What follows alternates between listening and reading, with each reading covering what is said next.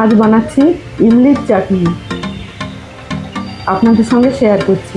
বাজার থেকে ইমলি কিনে আনলাম, তেঁতুল, বাংলাতে তেঁতুল বলে, কিন্তু বীজ সমেত পেলাম ইমলি। তাকে উষ্ণ গরম জলে 5 মিনিট ভিজিয়ে রাখলাম। তারপর হাত দিয়ে